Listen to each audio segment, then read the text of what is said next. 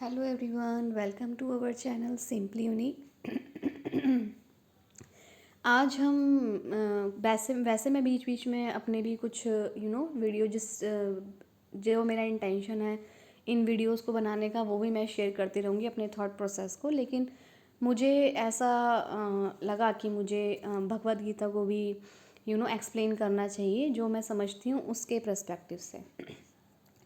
तो इसे समझने या सुनने या इसको डिकोड करने से पहले, इसकी डेप्थ में जाने से पहले यहाँ कुछ इंस्ट्रक्शन दिए गए हैं। जैसे यहाँ पर लिखा हुआ है, यदि हम भगवद गीता को गीतोपनिषद भी कहा जाता है। एक वैदिक ज्ञान का सार है और वैदिक साहित्य का सर्वाधिक महत्वपूर्ण उपनिषद है। हमारे बहुत ज़्यादा भारत देश में वेदों उपनिषदों की बहुत महत्वता है।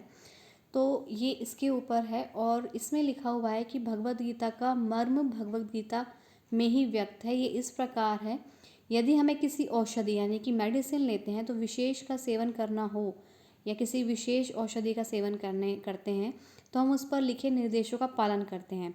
तो इसी तरह अगर जब हमें भगवद गीता पढ़नी है तो उसके पहले जो डिस्क्लेमर कह सकते हैं या फिर इंस्ट्रक्शंस कह सकते हैं, वो हमें पढ़ना और समझना बहुत ज़रूरी है। हम मनमाने ढंग से या मित्र की सलाह से औषधि नहीं ले सकते ना।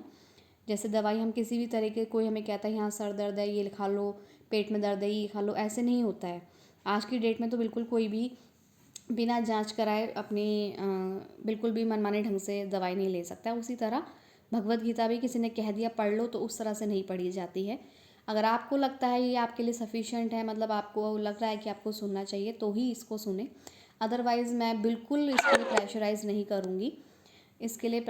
नहीं करूँगी कि आप इसे सुने समझें, बिल्कुल नहीं। जब तक आपका मन नहीं करता आप बिल्कुल यहाँ मत आइए या नहीं सुनिए। जब तक आपका जैसा चल रहा है वैसे चलने दीजिए। जहाँ किसी को इंटरेस्ट है तो बेशक यहाँ पर आइए और सुनिए और समझिए कि क्या कहना चाह रहे हैं एक्चुअल में।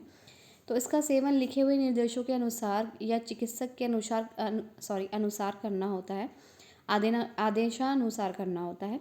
इसी प्रकार भगवत गीता को इसके वक्ता द्वारा दिए गए निर्देशानुसार ही ग्रहण या स्वीकार करना चाहिए। भगवत गीता में वक्ता भगवान श्री कृष्ण हैं और भगवत गीता के प्रत्येक पृष्ठ पर उनका उल्लेख भगवान के रूप में हुआ है। निसंदेह भगवान शब्द कभी कभी किसी भी अत्यंत शक्तिशाली व्यक्ति या किसी शक्तिशाली देवता के लिए प्रयुक्त होता है, और यहाँ पर भगवान शब्द निश्चित रूप से भगवान श्री कृष्ण एक महापुरुष के रूप में सूचित करता है। किंतु साथ ही हमें यह जानना होगा कि भगवान श्री कृष्ण पूर्ण पुरुषोत्तम भगवान है, जैसा कि शंकराचार्य, रामानुजाचार्य और मध्वाचार्य, निम्बार्क स्वामी, श्री चैतन्य महाप्रभु तथा भारत के वैदिक ज्ञान के अन्य विद्वान आचार्यों ने पुष्टि की है कि भगवान ने भी स्वयं भगवत गीता में अपने को परम पुरुषोत्तम भगवान कहा है।